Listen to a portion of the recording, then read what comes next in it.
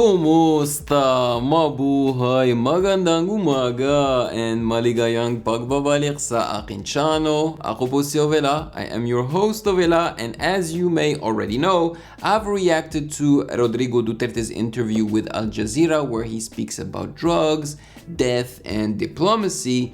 But today we will be checking out the second part of that interview where he speaks about no more military exercises, and I'm guessing it's no more military exercises in the Philippines. And before we even start, I'd like you to know that I am against military exercises anywhere, really, because I think that it's not healthy for the land, but also the people that live around the land.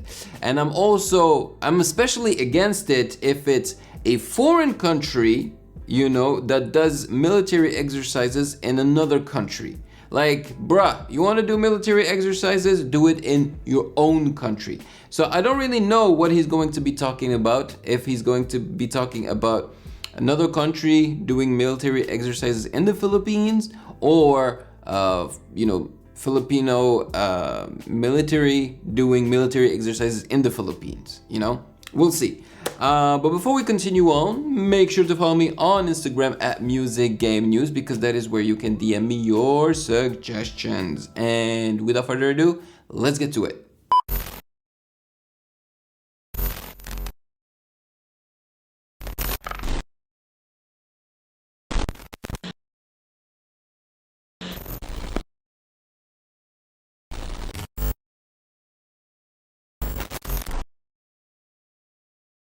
Mr. President, you have clearly moved away from the United States.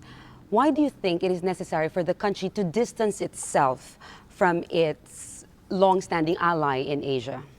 Just because I'm going to China doesn't mean to say that I'm moving away from the United States. But you talked about pursuing a different paradigm. What I'm Do you guys consider the US as your ally? saying is that please do not be too discourteous for us. Because if you think that we are bad, you are in a bad company, you're free to go.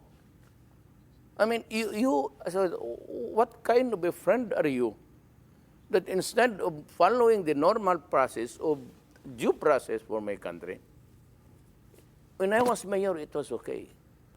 But when I was a president, you should be careful. Because whether you like me or not, I may be insignificant to you, but I carry the burden of sovereignty. So if you begin to insult me in international Media. forum, without any going into a legal investigation, then you put to shame every Filipino out there. So are you saying So by insulting the Filipino president, you are insulting the entire nation, obviously, every Filipino out there.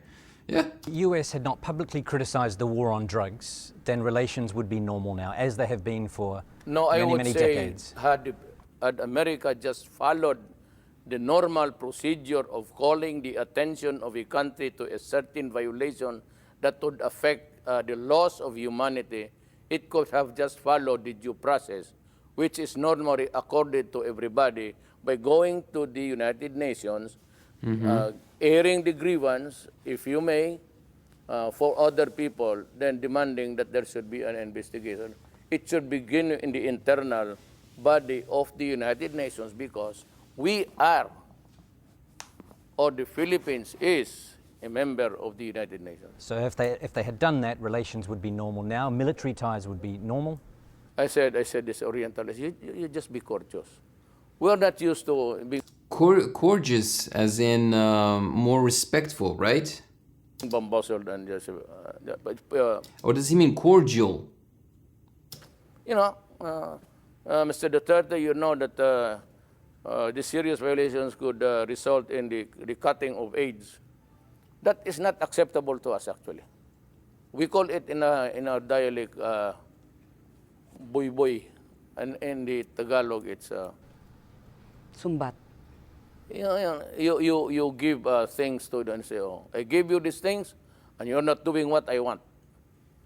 That is a very serious very serious mistake. So there have been some contradictory statements lately about military relations in particular between the Here we go. Philippines and the US, contradictory from you and some other members of your government. Can we just clear up a couple of things? Yes, Will military ties, military exercises with the US end now? it ends now. Okay. Damn! Very clear, straight to the point. It ends. No more military exercises in the Philippines by the US. By the US.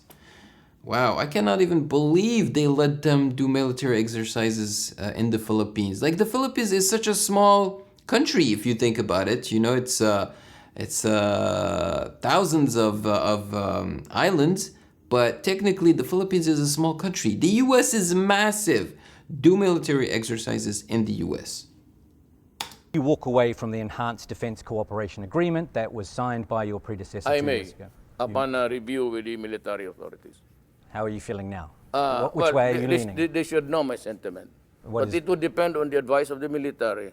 What is your sentiment? Well, they know my sentiment. Everybody knows my sentiment. Which You is? know my sentiment. That you will end that. Yes, because I said if I'm in a bad company, then why bear with me? So that's without finality yet, basically, you're saying. I said I have to consult the military. You also have a mutual defense agreement, mutual defense treaty that was signed back in 1951. Will you walk away from that?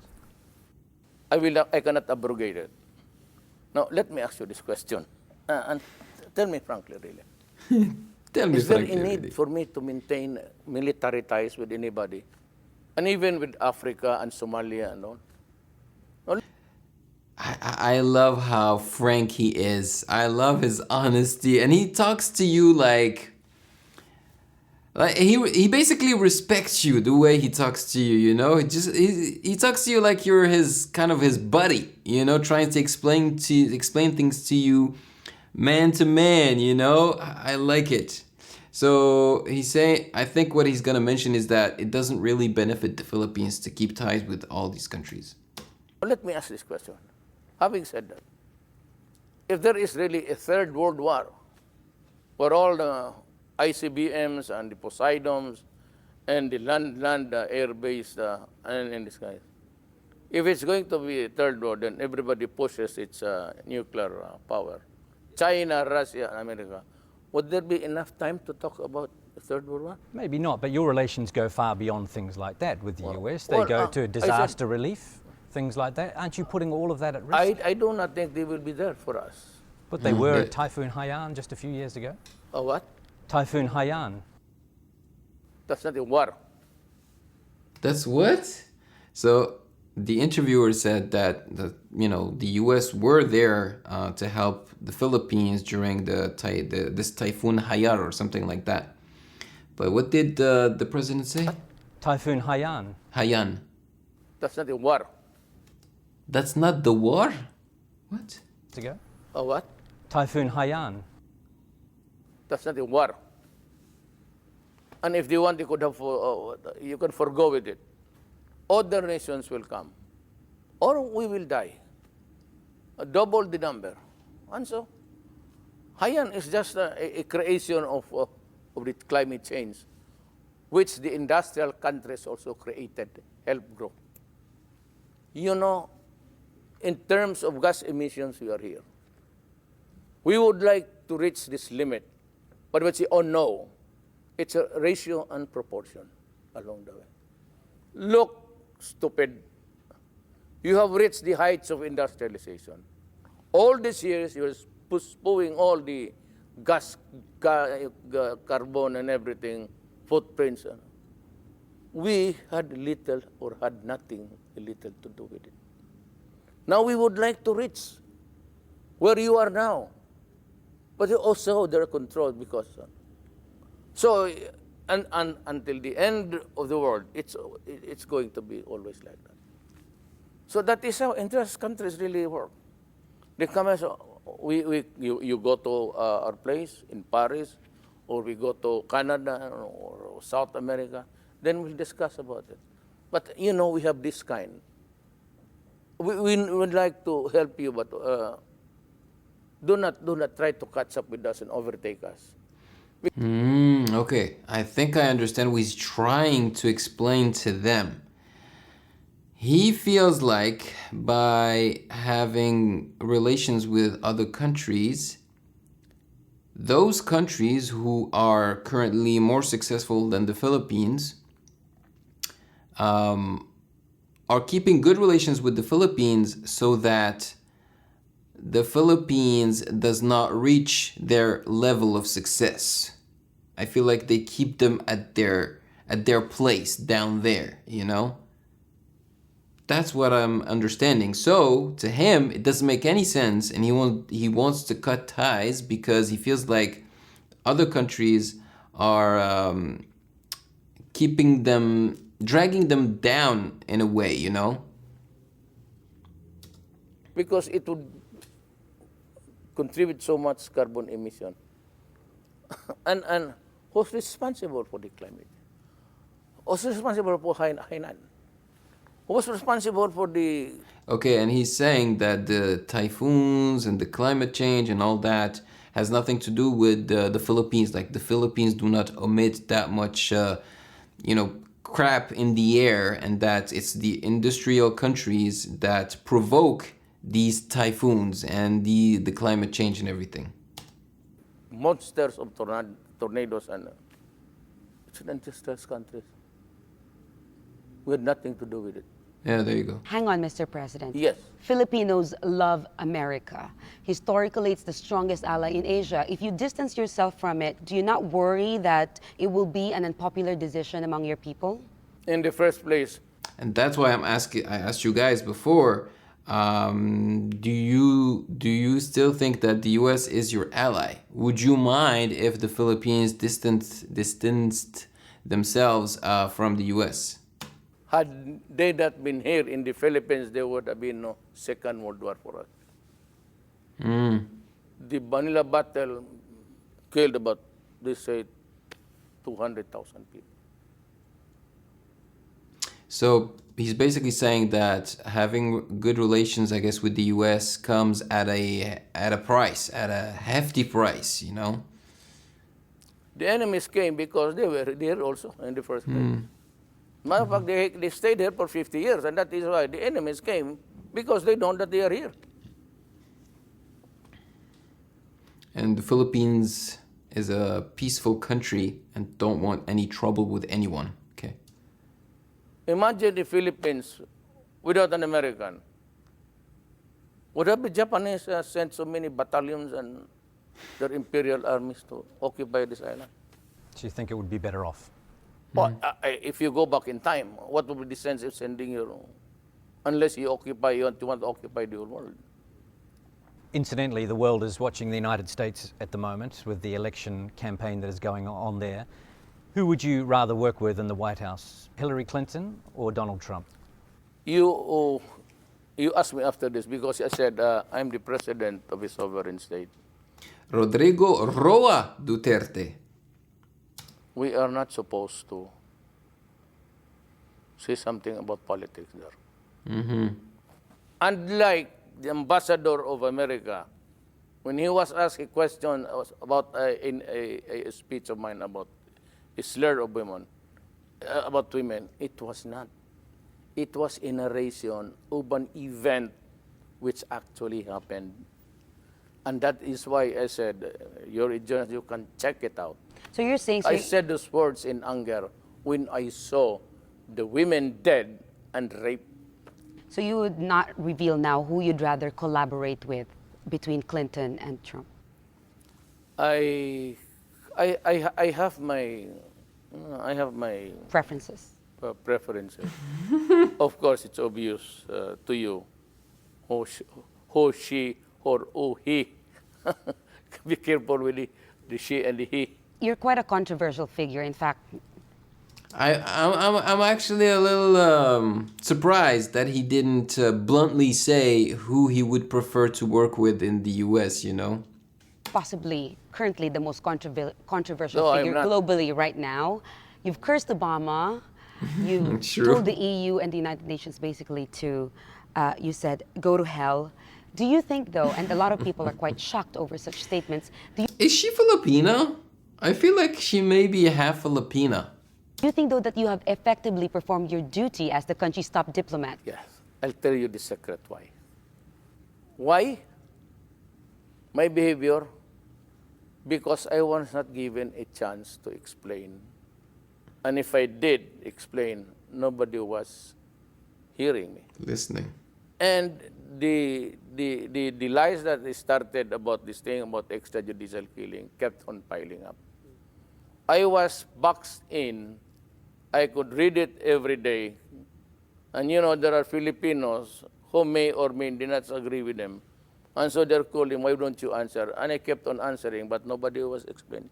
Even the local newspapers. What would be my defense? To call their attention. Except to say BS. Now, when I said BS, everybody was interested now.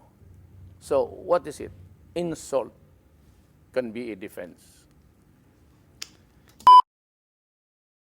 Hey, I didn't see you there. Well, now that you're here, why don't you celebrate for making it this far into this video by subscribing to the channel, by turning on that notification bell so that you don't miss any future videos, and of course, and the most important thing, to like this video because it does help out the channel tremendously. And now, if you don't mind, I'm gonna go back to my business. He's smart. He's smart. I think he knows that by being a little bit controversial, that people will actually listen to him and hear him out, you know. And maybe he does it a little bit on purpose, you know. Yeah. Insult can be a defense. I mean to say mine. So it was only when I began to spew out cuss words, epithets, curses, that they, oh, why is this guy? This guy is something new. He's uncivilized and cocked and everything. Fine. You can call me everything. Listen to what I'm saying now. So, there you go. He explained in this interview why he is the way he is, why he curses on national live TV. Because he knows that that's what's gonna make people talk, and that's what's gonna make people turn their TVs on and watch him, you know? Okay. This chance with everybody. After this, there's another one, and there's another one. Do you agree with your spokesperson that everything you say is subject to creative interpretation? Don't you mean what you say? You know, you're from here.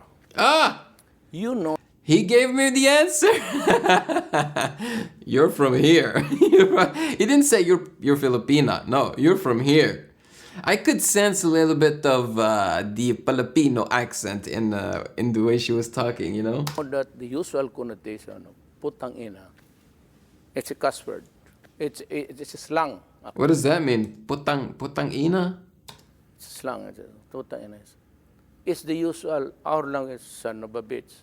The ladies would say it, salamagan or son of a gun. It is never interpreted any phrase in English called son of a whore. You can ask anybody in the media and anywhere. We never connotate the son of a bitch with the son of a whore. But don't you think the word whore is quite terrible?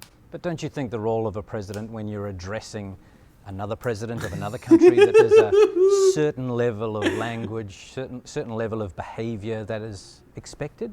Yes, I tried to answer Obama. But my answers never got to be Oh, I love this guy. He's like, yeah, I tried to answer Obama, but let's go. Oh, man. I'm getting all my answers in this video. There's a certain level of language, certain level of behavior that is expected? Yes, I tried to answer Obama, but my answers never got to be published. There you go. I could not even hear my own words, my explanation. Even well, you told him to go to hell. Yes, because that is the time now that he would hear me, my explanation. Nobody was publishing it even here. There you go. Even in the Philippines, when he was being politically correct in the way he was speaking, okay, no one was paying attention. Not even Filipinos in the Philippines. But once he started like using harsh words and cursing, that's when everybody was like, oh, you know? Oh, okay, so he's smart. He's smart. That's it. He's smart. And I said that was a very discourteous thing. I said, however significant I may appear to you, please do not do that because I'm a president of a country. I've got to ask this. You have publicly criticized the United States for its atrocities it committed during the First American War in the early 1900s. Those atrocities were committed against Moro Muslims in the southern Philippines. Now, but your critics are questioning why you have become generally silent on far bigger atrocities committed most recently by the dictatorial regime of former President Ferdinand Marcos. It's a political issue which is really there already. No need to repeat it all over again every day, because if there's no reason to dwell on it and says, oh, why are you talking about Marcos? We were talking here about Obama. So it's already there. In a sense, I was also there that night. They think the reason why you have not mentioned it is because you're allied with the Marcos family here. No, it's politics. All is politics. If they want to support me, and they did during the last election, it's fine. It's in the numbers. But I do not have to repeat the EDSA revolution every day before breakfast and say it with my prayers. You have said that former President Ferdinand Marcos was the best president of the Philippines, and yet he ruled with an iron fist. He was Okay, that I did not know, that he actually said it. Rodrigo Duterte said that Ferdinand Marcos was the best president. Okay, because yesterday I said that I watched like a clip of Rodrigo Duterte who was saying publicly that Bongbong Marcos was a weak leader, and that I think it was like he's a weak leader. People pay attention to him because he is the son of Ferdinand Marcos. And then you guys answered me and told me that that was a strategic move that Duterte did, and that actually helps Bongbong Marcos. Actually, you know what? Let's go to, before we finish this, let's go to that the comment section of that video so that I can read some of your comments. Yeah, okay, so it was the video about his sister talking about him. All right, let's see. Okay, so Rodrigo promises to have a clean, honest, and successful election. I think that's one of the reasons why he doesn't personally endorse any presidential candidates yet. Personally, I think he wants us Filipinos to decide by ourselves who we want to precede him as president, and not be influenced by his endorsement, because we are, after all, a democratic country. With his trust rating, which is 55% high, most Filipinos will just blindly go to whoever he will endorse, or maybe he's just waiting for a perfect timing when to proclaim, who knows. Okay. His statement about weak leader is just a test to the candidates and to the supporters. I just love how President Rodrigo Duterte play politics. PRRD. Gelay said that his only strategies of President Duterte to all Filipino people, but BBM and President Duterte are friends. So you see words like test, strategy keep popping in the comment section. So a lot of you think that he didn't really mean it when he said that BBM is a weak leader, and that it was just a strategy behind it all to actually help, BBM. All right, let's go back to the interview. dictator. Thousands of people were killed. His talent, his ability has nothing to do with his desire to perpetuate himself. Okay, but that's another thing. I'm referring to the brain work of a person. What if you become frustrated by the democratic processes in this country, by the bureaucracy and trying to get things done democratically? Will you consider returning this country to a dictatorship? Interesting, really, actually. Now, you see what's happening now. How many hours did it take to travel, EDSA? To travel here? Yeah. How many hours did it take you to travel? It can take hours. They're giving me emergency powers. I think no need to go into a martial law thing.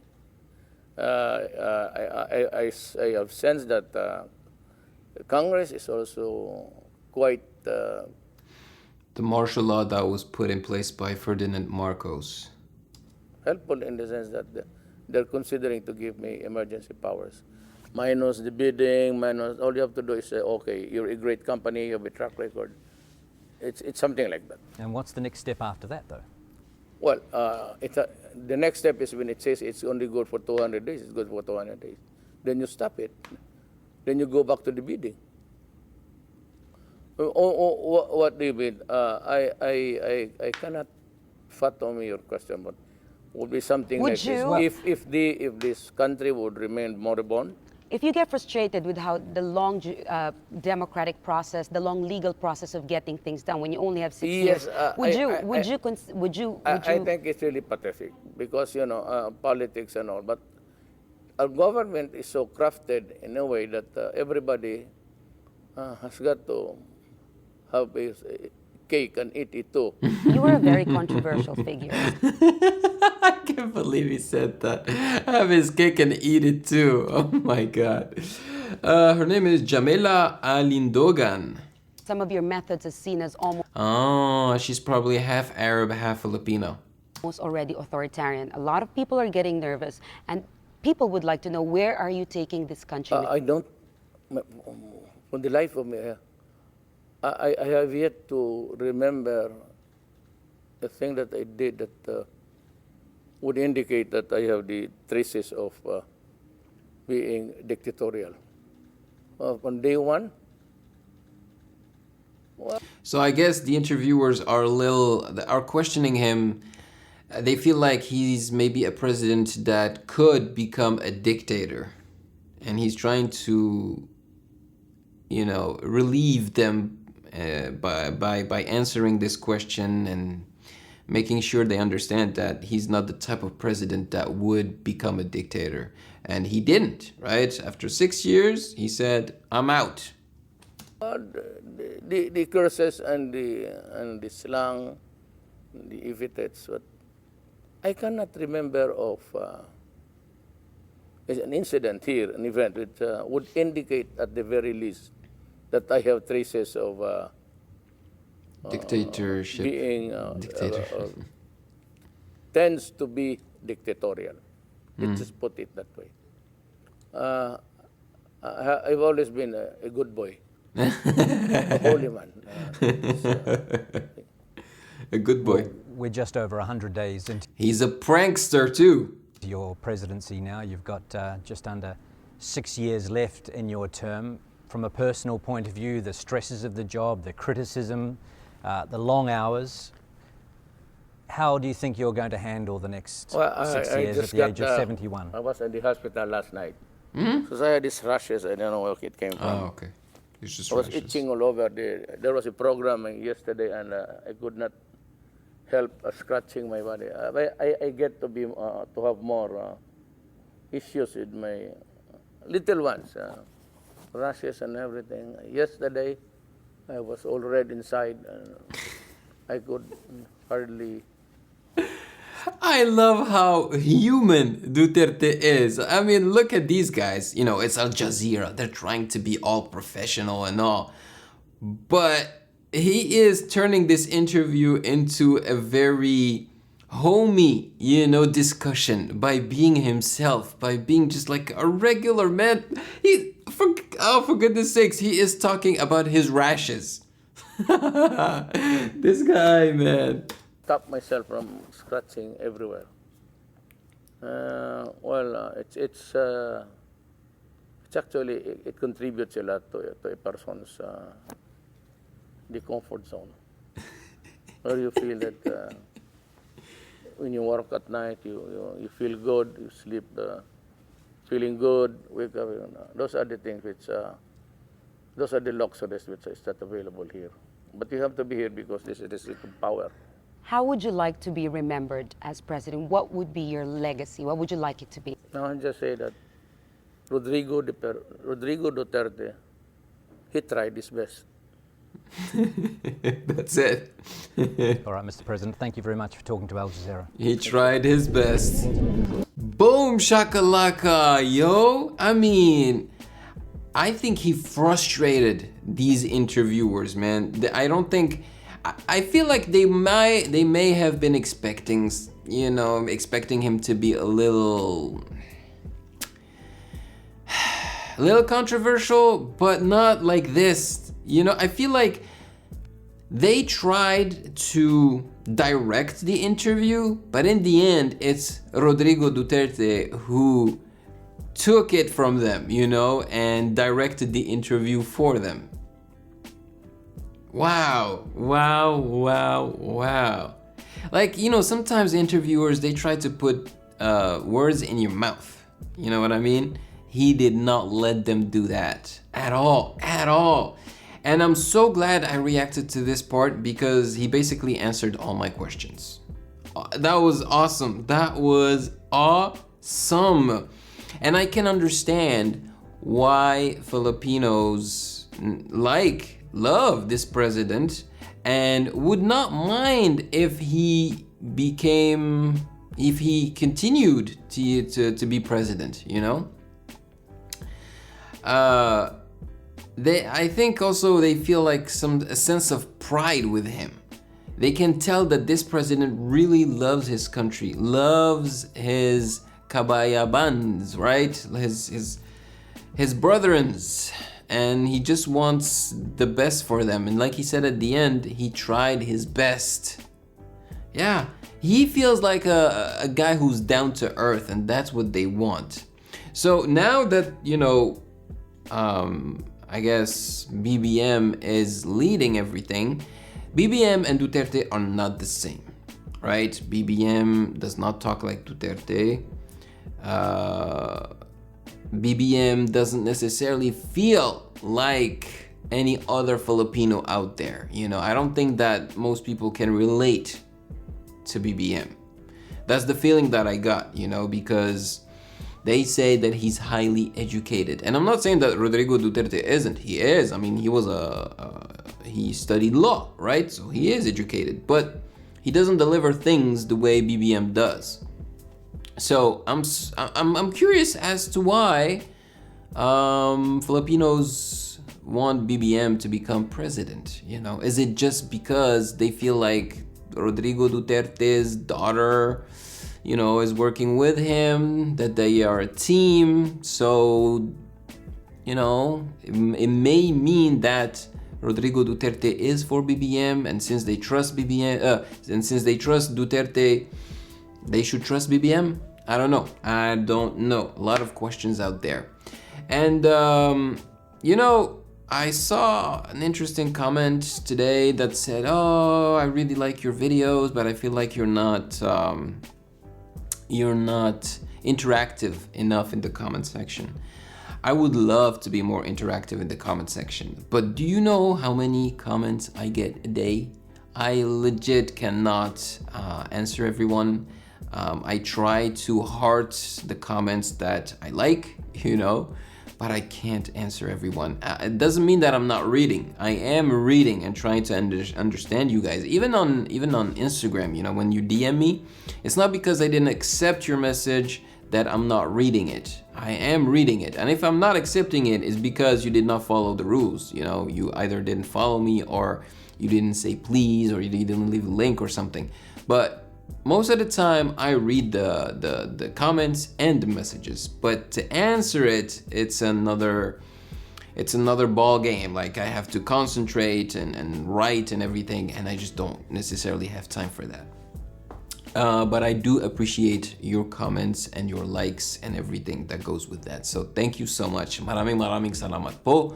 Let me know in the comment section below your thoughts on this. I tried my best to really understand him this time. I really tried to pay close attention. There was one word, that I didn't understand, that I rewinded multiple times, but I still couldn't understand. And I feel like it's not just me. I feel like the white man, with the green eyes, the white interviewer, he was having difficulty understanding Rodrigo Duterte, because as soon as Rodrigo would speak to him, the white guy, would basically ask him again the question, ask him to repeat himself, because you know, if you're not from the Philippines, you can have a hard time understanding what they're saying.